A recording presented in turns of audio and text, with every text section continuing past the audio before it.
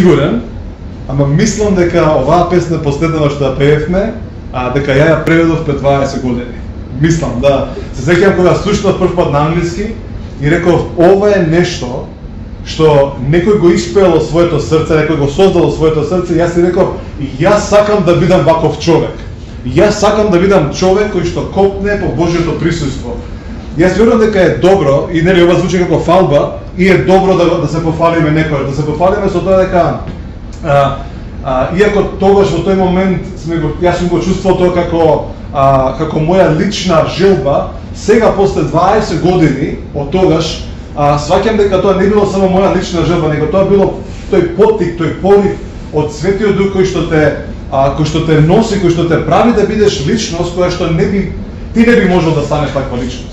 И затоа верувам дека е добро да не се плашиме од себе си, тоа е првото нешто. Второто, да не се плашиме од луѓето и да не се плашиме од овој свет, или да кажам од нештата околу нас. А тоа што сите тие работи, значи најпрво самите ние, потоа луѓето околу нас и нештата во овој свет, секогаш ќе не донесуваат во една состојба на како да кажам, не на страф, него ќе влијат со страф да не исклучат од тоа што сме ние повикани. Дали го разбираме тој дел? Значи, да, Бог го љуби овој свет, Бог ги сака луѓето кои што живеат овдека, Бог Исус умре за нив и тоа не е спорно воопшто. Али нештата, случувањата, културата, начините на кои што луѓето сами по себе си ги прават, си ги создаваат, прават една одбојност кон Божјите нешта. Едноставно, луѓето кои што не го следат Божјиот пат, сами по себе кога креираат своја култура, кога креираат свој начин на размислување, во основа тој начин е спротивен на Божјиот начин. И затоа ние често се наоѓаме во таа некоја ситуација каде што гледаме дека цели нации, цели народи, цели држави едноставно се креваат против Бог. И ние викаме, сега Бог нив ќе ги казни. Еве, доаѓа моментот, сега Бог ќе донесе суд, ќе прати некој ангел, или тоа го поврзуваме со Стариот Завет и викаме, сега ќе ги уништи одма сите. Зашто? Затоа што овие му се противат на него.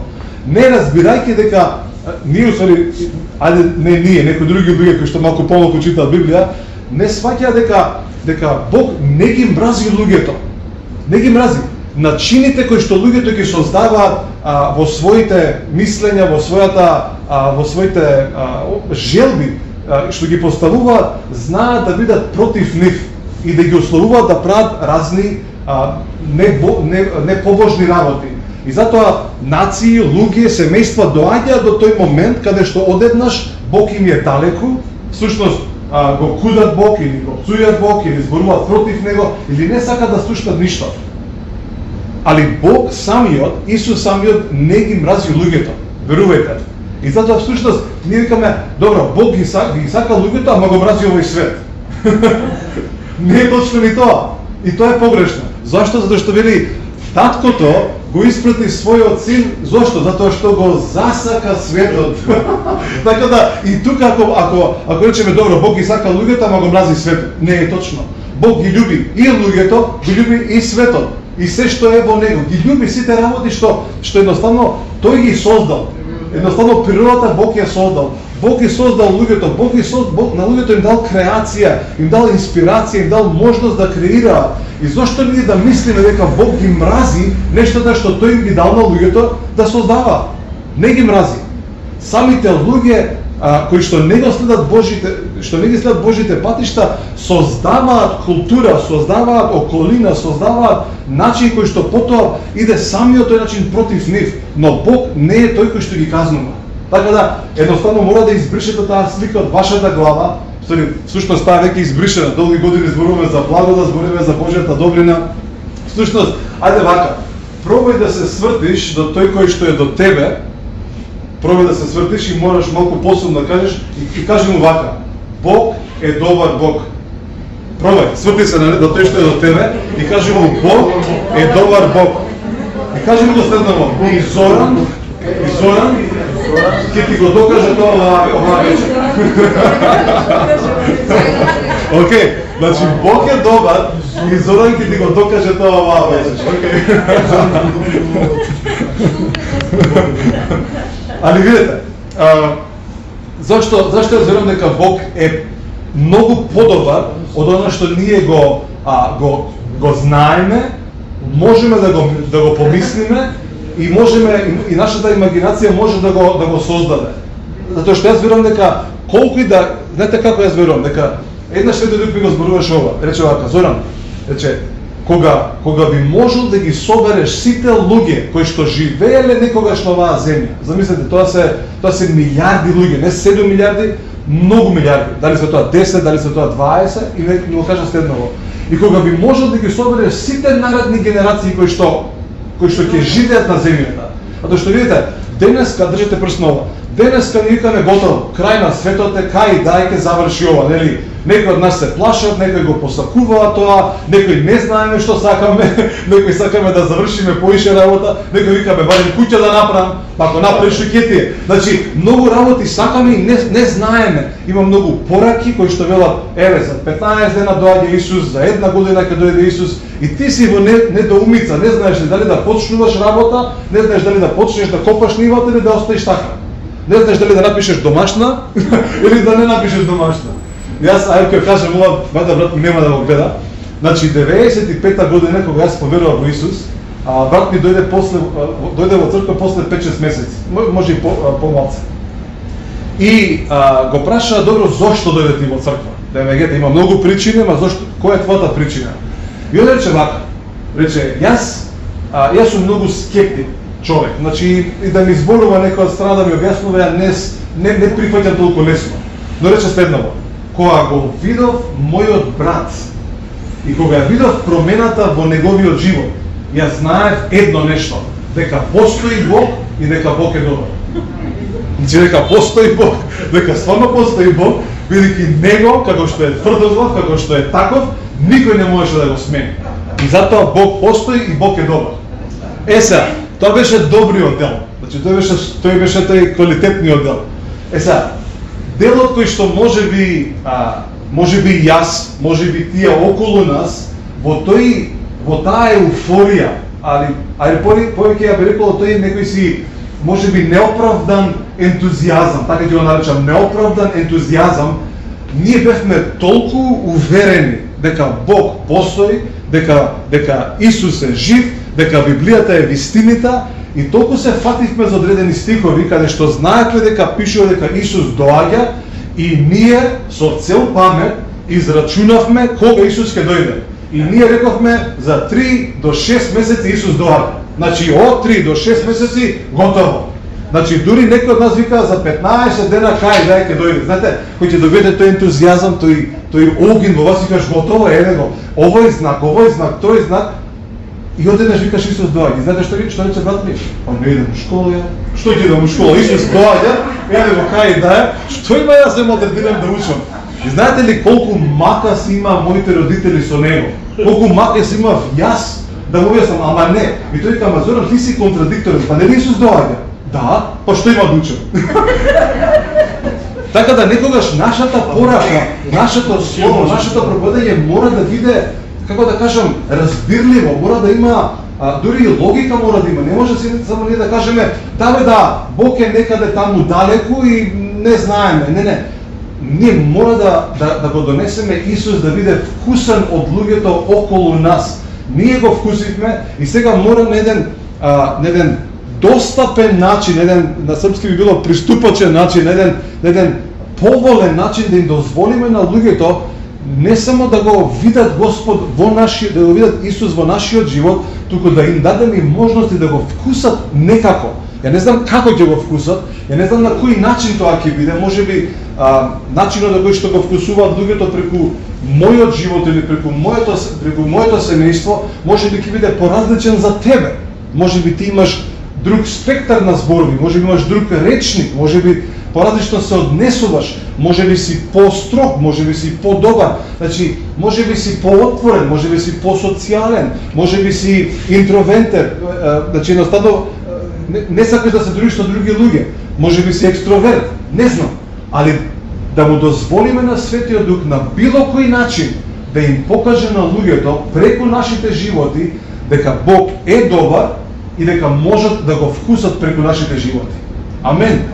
Ја мислам дека, ја верувам дека ова е, како да кажам, добар предизвик за секој еден од нас. Едноставно да не бидеме, да не ослабиме во верата, да не папсаме да кажеме да не знаеме. Не, ние велиме дека Исус доаѓа. И затоа што доаѓа, ние сме спремни постојано не само да му дадеме отчет, него да им покажеме на луѓето дека тој доаѓа, а истовремено да им ја дадеме инспирацијата да можат да функционираат и да ги употребуваат сите дарови, сите таленти што Светиот Дух им ги дал. Јас порано, дали го разбираме овој дел? Да. Јас порано бев многу екстремен во некои работи, можеби најверојатно и денеска сум, ама не знам, мислам дека сум поблаг малку денеска, али бев многу екстремен. И велав, се што е надвор од црквата, се што е надвор од христијаните, тоа е од ѓаволот. Така бев уверен, значи музика, дали тоа било музика, дали било тоа уметност, дали тоа било филм, и бев толку екстремен. А тоа што едноставно, знаете, таа желба да му се служи на Бог, таа го, како да кажам, некогаш дури го засенува умот. Дали го разбираме тој дел? Значи, срцето е живо, тоа пумпа, тоа работи, тоа е спремно да му служи на Бог, но умот се уште не е доволно променет за да се приспособи на фреквенцијата на срцето. Дали го разбираме тој дел? И тој проблем ќе си го имаме најверојатно долги години.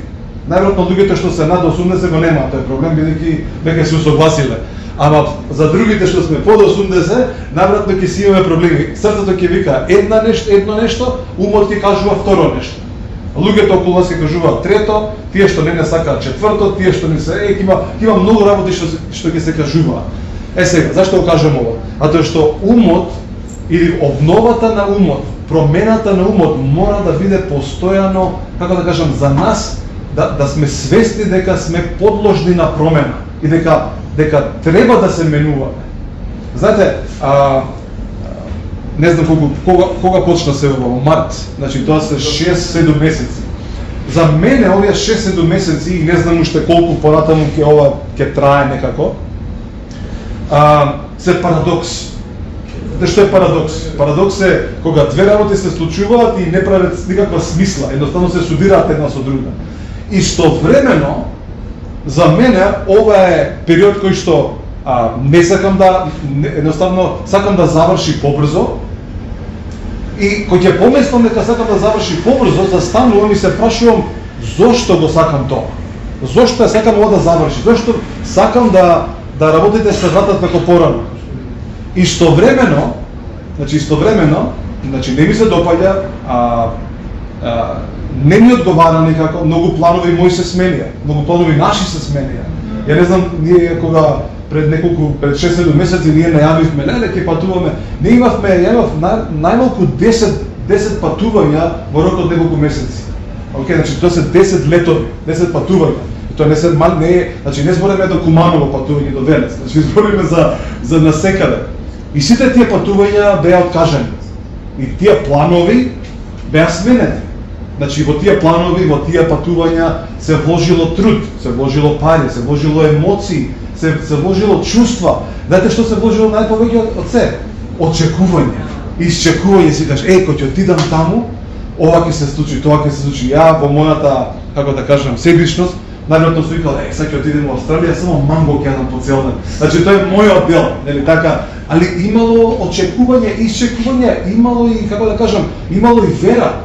Таму ќе одиме, ова ќе правиме и се одеднаш, сите тие работи се сведени на нула. Едноставно нема ништо од тоа. Океј, сето тоа пропаѓа.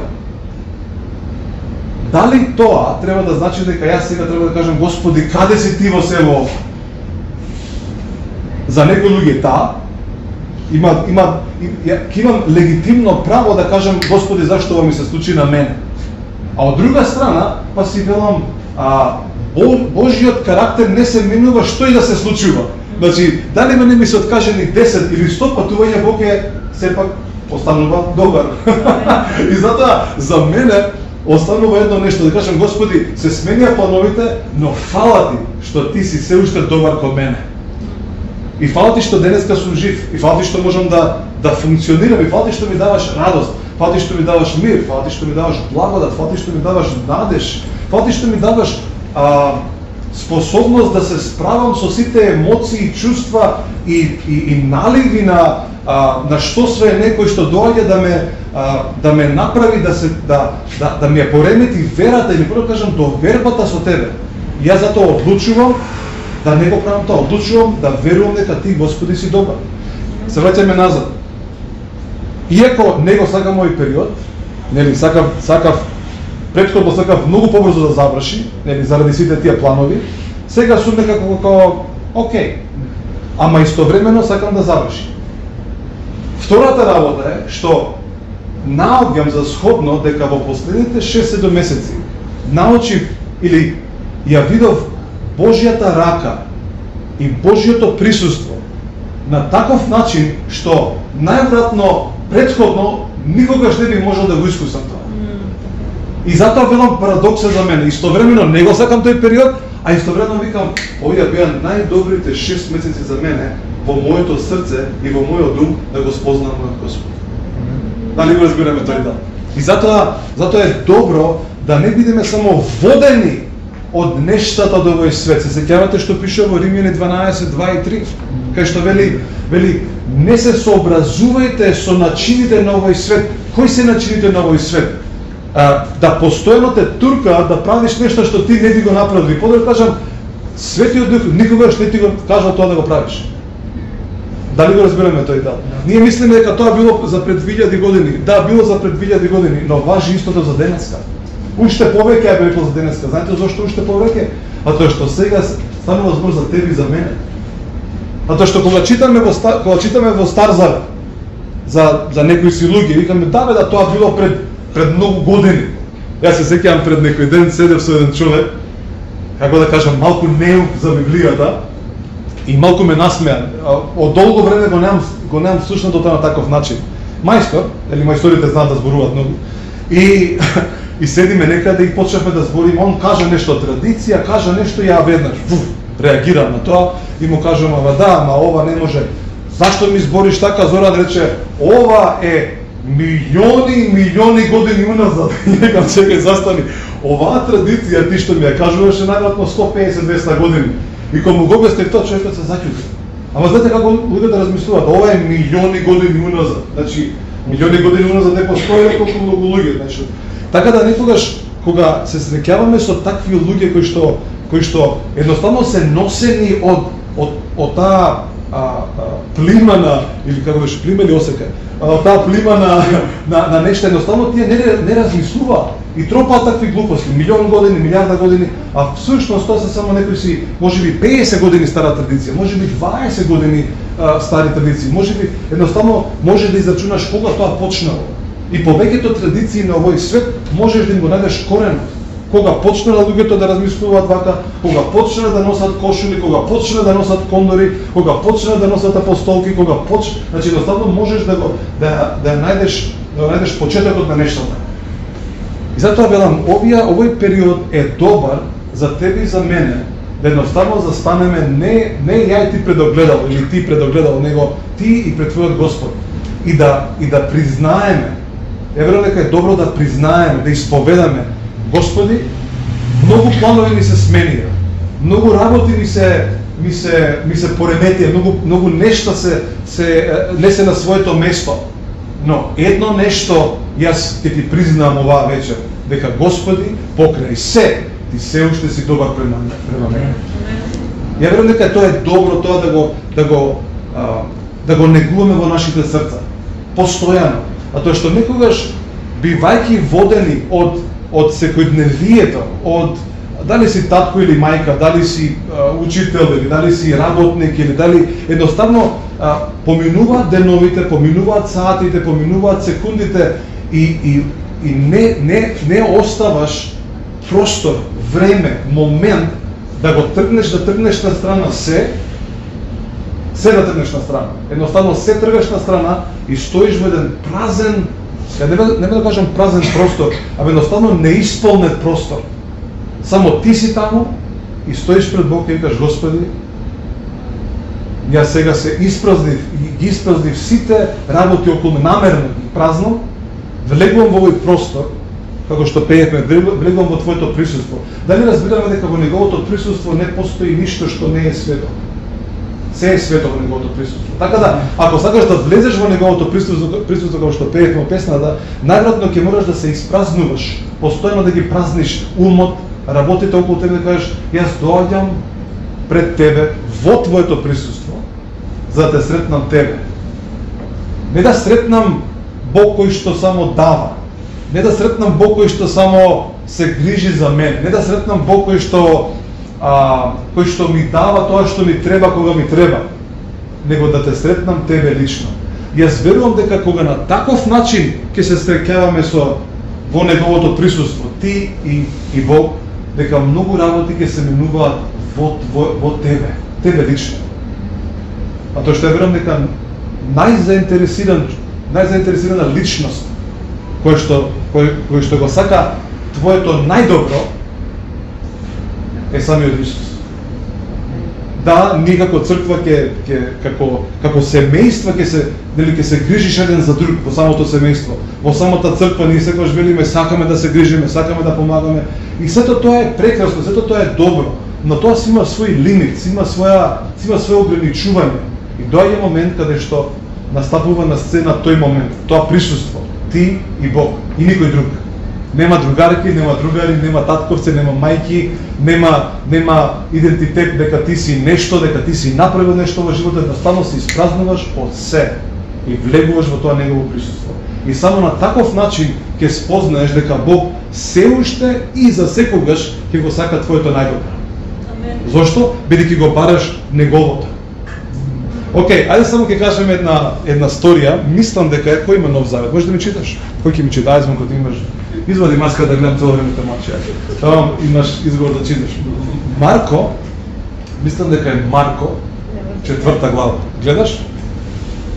Марко 4 глава. Ова е една сторија, мислам дека е 4 глава од 35 стих. Значи Марко 4 глава 35 стих до 41 мислам дека е таа сторијата. Таму е. Значи, еве го Исус. Само ќе прочитаме на глас, за да имате представа за што станува збор. Марко 4 глава 35 стих. Ајде, читај на глас да слушне и таму. Силно. Вечерта на истиот ден им рече на своите ученици да преминеме на другата страна. И напуштајќи го народот, го поведа Исуса со себе, кој беше во кораб, а и другите кораби беа со него. Потоа се дигна силна бура, а брановите се префрлуваа преку коработ, но тој веќе тонеше. Тој спиеше кај кормилото на перницата. Тие го разбудија и му рекоа: "Учителе, зар не си загрижен што гинеме?" И стана, му се закани на ветерот и му рече на морето: "Стивни, молкни." И ветерот стивна и настана длабока тишина. Тогаш им рече: "Зашто се плашите толку? Зар немате вера?" И го опфати голем страх и ги опфати голем страх и говореа еден на друг: "Кој е овој што е ветерот и морето му се покоруваат?" Значи, еве, видите, ова е сторија, намерно избрав овој пример, зашто ќе кажеме, некој ќе каже: "Ама ова е за пред 1000 години." Знаете што, јас верувам дека истава оваа сторија можете да ја аплицирате сега, денеска, врз секој еден тука присутен. Значи, секој може да ја аплицира, да ја стави врз себе си. Зошто верувам такво нешто? Ќе поставам едно прашање. Ако сакате да одговорите, добро, ако не, тоа е ваша желба. Кој од овдека, од оваа просторија, не мора да кажувате со звучно, него може само да дигнете рака, кој овдека оваа просторија некогаш во животот добил пророчки збор, значи пророштво, или некој му пророкувал, или пак некогаш во животот си прочитал нешто во Словото, каде што си го сватил тоа како Господ ми зборуваше, или како ветување. Кој овдека некогаш во животот, значи некогаш, добил пророчки збор. Океј. Значи, ја мислам дека сите дигнавте рака, така? Така сите, прилика. Ако има еден, двајца не, значи вака. Океј. Значи, пак ќе кажам, ако сте добиле пророчки збор, оваа сторија може слободно да си ја земеш за тебе. Зошто? Зашто како прво има три состојки во оваа сторија. Имате пророчки збор, значи имате ветување, имате действие и имате, како се вика тоа, поука или нароучение. Ете тоа е, да. Тој збор многу ретко го користам. Еве го Исус и им вели на одредена група на луѓе, на личности, на тебе, на во тој момент Петар, другите им вели, ќе одиме на другата страна од езеро. Значи ќе одиме таму. Тоа е пророчки збор. Исус им кажува, Исус не кажувал залудно зборови, верувајте. Значи читајте се во Стариот Завет, во Новиот Завет, ниеден збор на Исус не останува неисполнет. Всушност, пророкот, еден од пророците во Стариот Завет вика, твојот збор нема да се врати празен назад. И кога читаме за Исус, ние усвари гледаме истиот Бог кој што зборувал во Стариот Завет, Исус го презентира и вели твојот збор нема да се врати празен. Исус кога им вели ќе одиме на другата страна, Исус не им кажува што е на програмата на телевизија, па ако снема струја, што да правиме со снема струја, не може да гледаме филм. Значи Исус кога ветува нешто, тоа мора да се исполни. Кога има пророчки збор во твојот живот, тој мора да се исполни. Сега, што е штосот или што е финтата или што е, како да кажам, нештото што нас не обесхрабрува, не турнува, не замислува, некогаш не става во депресија, некогаш не става во некоја друга патека која што кога ќе фатиме таа патека не можеме се снајдеме никако по таа патека и после тогаш ќе почнеме да викаме Господи каде си, па доаѓај и спасиме, па вадиш телефон, па се јавуваш на некој од црква, па не си бил од црква 20 години, па како сега се снајам, па што требаше да направам, кој стих требаше да го читам, нели, многу работи се случуваат. Исус им кажува ќе одиме од другата страна. И се започнува како што треба, нели? Сите се спремаат, радосни викаат, Исус ни кажа ќе одиме од другата страна. Исус има план. Исус ми даде план.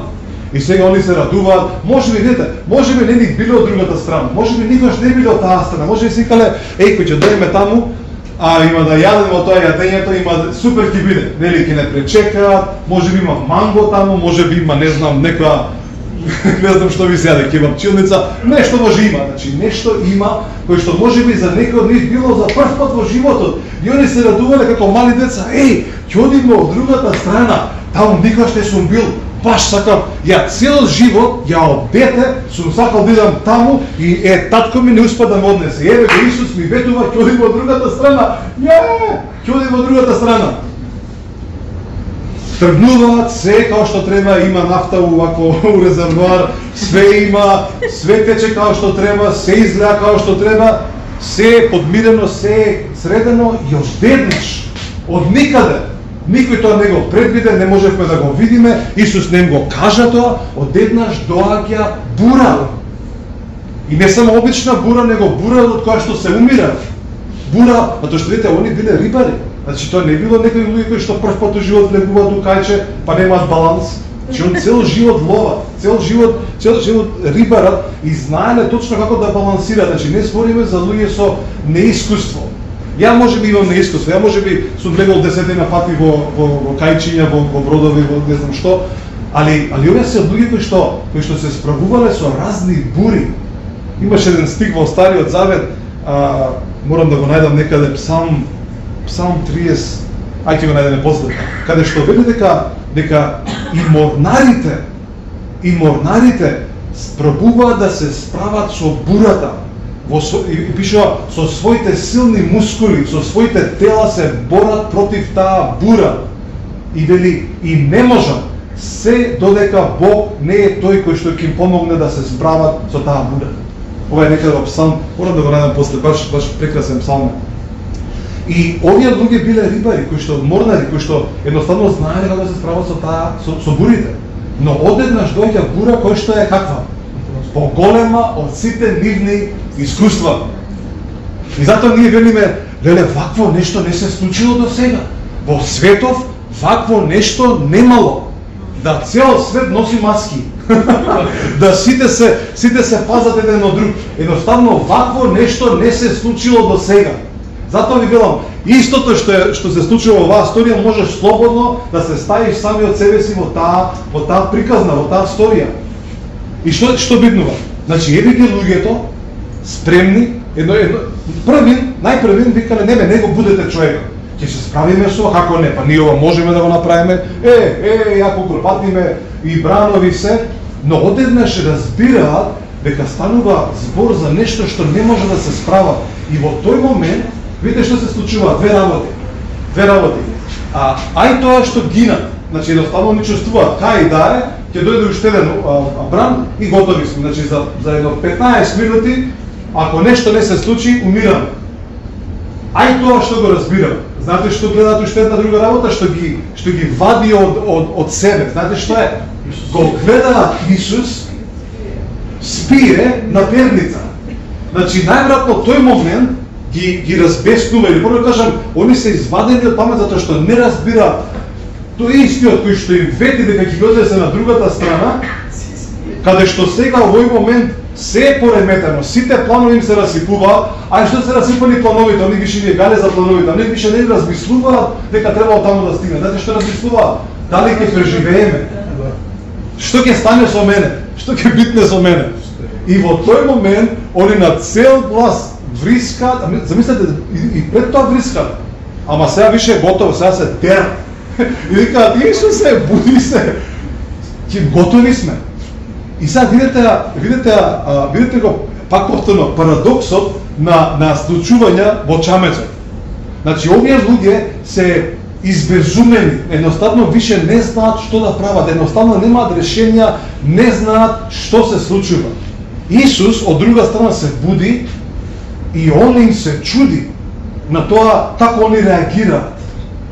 Значи, ние очекуваме да Бог каже, леле, ама не, стварно ми е жал за тебе, стварно, еве што треба ќе направам за тебе, само ти да не се чувствуваш волку изгубен. Исус знаете што вика? Што ви е пред вас? Што правите вие? Ги прашуваш. Исус им се чуди на нивното неверие, затоа што не го веруваат на нему.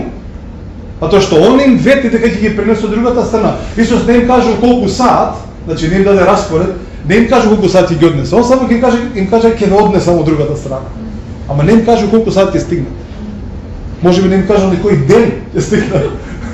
Значи тука мора и тоа да го имаме. Значи ние имаме пророчки зборови, имаме пророчки ветувања, ама никој не ни кажа точно колку саат и дали мора да биде тоа оваа година. Дали мора да биде овие месеци. И Исус им се чуди. Всушност за прв пат или втор пат, да мислам прв пат, ги коригира на таков начин, на таков оштар начин, што не го имате тоа запишано претходно, а може би понатаму. Едноставно е толку љут на нив, или прво да кажам, толку е зачуден и вели, каде е вашата вера? Каде е? А тоа што, они го гледале Исус претходно прави чуда, знаци, исцеленија и они вели, зарем за овдека, зарем до овдека стигнавме и сега ви изгубивте вера во мене. Вика, каде ви е вашата вера? И тогаш Исус го стигнува ветерот, ги стигнува брановите и што се случува? Ете го крајниот исход на сторијата. Стигнуваат од другата страна. Видете, два стиха ќе цитираме. Едниот се наоѓа во 2 Коринтијани, 1 глава, 20 стих, каде што вели вака, колку и да се, значи колку и да се многу, несразмерно или независно колку многу има, дали се тоа 5, дали се тоа 10, дали се тоа илјадници ветувања за оние кои што се во Христос, за тебе и за мене, и за секој кој што верува во Христос, вели на тие ветувања, колку и да се, и какви и да се, и колку и да се големи, и колку и да се грандиозни, или пак дури неразбирливо во нашите умови, едноставно не разбираш. Бог ти кажува, ќе правиш ова, ти кажеш, ја не разбирам. И многу често се случува тоа со пророчките зборови. Колку пати сум им пророкувал на луѓе? Колку пати? Многу, илјадници пати. Ја му кажувам, Бог вели вака, тој вика не може тоа да се случи. Едноставно не може да го прифати тој момент. Ја на почетокот малку бев се нервирав и кажав, како не може прифаќај? Ама разбирам дека не сите можеме одеднаш да ги прифатиме тие силни, големи, грандиозни ветувања на Бог за нашите животи. Едноставно не можеме да ги прифатиме. И мораме да ги ставиме некогаш на пауза. Некогаш мора самите ветувања да се прилагодат, или подобро кажам, Божите ветувања чекаат да ти се прилагодиш на нив, за да може да се исполнат. Затоа што вели, колку и да се ветување, за оние што се во Христос, самиот Бог вели да на нив. Тоа е првиот дел. А тој стих. Знаете кој е вториот дел? И вели, и потоа ние, јас и ти, велиме амин на тие ветувања преку неговата сила која што е во нас. Значи постојат два елементи или два дела кои што мора да се усогласат. Првиот дел е веќе усогласен, тој веќе е запечатен, тој веќе е ставен, тој е неменлив, тој не се менува. Вториот дел е условен дел. Вториот дел сме јас и ти. Тука многу често, ако веќе некогаш дојде до неисполнување на пророчки зборови, е тој дел. Каде што јас и ти во нашето незнаење, во нашата негрижа, во нашата немарност, во нашето не трагање, или да кажам, потрага под сосем различни работи во нашите животи, го занемаруваме Божјото царство, Божјите ветувања и велиме, абе, Бог е добар, ама ја не можам за толку многу да се внесам во тоа. Ја ќе си терам по моје, ќе си го терам мојот пат, Бог е со мене и ќе биде добро. Да, Бог ќе биде секогаш со тебе. Бог никош нема да остави. Но мораме да научиме дека првиот дел е конечен. Тој е оформен, тој е воспоставен. Бог вели да. Но вториот дел, каде што ние треба да кажеме амин. Знаете што е проблемот? Не секогаш можеме да кажеме амин. Многу ни е тешко да кажеме амин на многу од Божите ветувања. Зошто? Бидејќи ни се премногу големи. Премногу се големи, премногу се силни. Како може сега јас да бидам некада многу се силни? И тука е тој условниот дел кој што многу често не заглавува нас. Како родители, како деца, како луѓе, како едноставно не заглавува и велиме, ова не може да е вака. А Бог вели, ја кажам, тоа мора да биде така. Сега вториот стих што сакам да го цитираме или да го прочитаме во Римјани 11 глава, 29 стих. Океј, Римјани 11 глава, 29 стих вели вака. Вели, колку и да се зборува за, вели, колку и да се, и потоа објаснува дека Божите повици и Божите дарови се неотповикливи од самиот Бог. Значи, како помазание да имаш во својот живот, каков дар да имаш во својот живот, самиот Бог нема да ги отповика. Ете, за некој кој што можеби не знал што е тоа неотповикливи, значи ако Бог ги повикал во постоење во својот живот, нема да ги отповика назад. Океј, ако Бог рекол ти давам дар на пророштво, или пак ти давам да бидеш пастор, или пак ти давам да бидеш музичар, или пак ти давам да бидеш не знам, председател, едноставно ти го дава тој повик, ти го дава тоа помазание врз тебе и тоа доаѓа од самиот Свети Дух, тоа доаѓа од Исус, доаѓа од Бог, кога Бог ќе го каже тоа врз твојот живот, дали тоа било преку пророштво, преку словото, тој стои врз тебе и тој ќе стои за секогаш додека си на земјата и самиот Бог нема да го отповика назад. Ете, тоа значи неотповикливи дарови. И затоа некогаш го чувствуваме дарот, го чувствуваме повикот не како убавина, него како бреме. Затоа што тој тежи, тој е од небото, тој има тежина врз него. И што повеќе се што помалку се усогласуваме со тој дар и повик, толку повеќе тој станува потежок. А што повеќе се усогласуваме со него, станува полесен. И затоа вели Исус, моето бреме е лесно. А тоа е бреме, повикот е бреме. Немојте да мислите дека повиците не се бреме, тие се тешки. да одиш таму да им пророкуваш на луѓе, да се молиш за луѓе, да луѓе се спасуваат, да бидеш евангелизатор, да бидеш пастор, да водиш луѓе, да чуваш, да ги чуваш во црквата, тоа не се лесни работи, тие се има тежина врз нив. Но што повеќе се усогласуваш со Божјото царство и со неговиот ум, или кажам со Божјиот ум, стануваат, како да кажам, тие никогаш нема да станат толку лесни да не ги приметуваш, ама барем можеш да се усогласиш со нив, барем ќе ти бидат пријатни на тебе и ќе се радуваш. Јас се сеќавам последното, тука не ќе завршиме последната проповед што имавме на лайв, и реков дека зборувавме за уживање, за тоа како може човек да ужива во нештата. Сега не знам дали се сеќавате, ја реков дека тајната на уживањето во животот е радоста. И кој ќе разбереш што е радоста, или кој ќе култивираш во твојот живот, кога таа ќе биде постојано во тебе, се будиш таа во тебе, легнуваш таа во тебе, одиш некаде таа во тебе, едноставно ја препознаваш таа благодат. Всушност грчкиот збор за благодат и за радост е истиот збор. Карис. Од таму потекнува, значи, кога не зборуваме за благодат, зборуваме за радост, кога зборуваме за радост, зборуваме за благодат. Всушност радост е искажаната благодат во нашите животи. Така да радоста мора, и заради таа радост ти можеш да уживаш во животот. И на крај само ќе го кажем ова, дека животот е дар од Бог. И затоа велам, бидејќи ти си жив тука денеска, и бидејќи јас сум жив, тоа мене ми е доказ, како за мене, така и за тебе, дека Бог е добар. Амен. Океј, ајде ќе станеме сите заедно. Само ќе се помолиме на кратко и ќе кажеме една молитва и потоа може да излеземе надвор да се дружиме малце таму пошироко. Али ќе се молиме за тие што сака да затворат очи, нека затворат очи, за тие кои што сака да дигнат раце, нека дигнат раце, за тие кои што сака да склопат раце, нека склопат раце.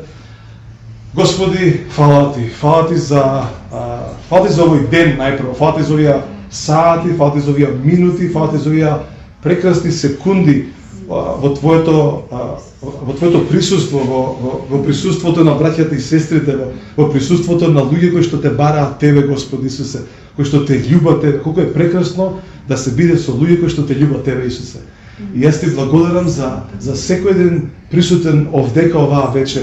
И јас ги благословувам сите дарови, сите помазанија, сите повици што се врз нашите животи, да ништо и никој не смее да ги пресретне, да ги сопре, да ги пресече, бидејќи Господи ти ги повика во постоење и ти самиот не ги отповикуваш, никогаш нема да ги отповикаш. И затоа сега останува нашата одговорност да, Господи, да го бараме Твоето царство, да го истражуваме Твоето царство, да го бараме Твоето лице, да живееме во Твоето присуство, да го имаме Словото во нашите срца, да бидеме водени од Светиот Дух, за да, Господи, сите тие условни ветувања да се исполнат во целост, а тоа што знаеме дека Ти велиш да, и затоа и ние оваа вечер на сите Твои ветувања, на сите Твои пророштва, на сите Твои желби за нас, ние велиме заедно. Амен.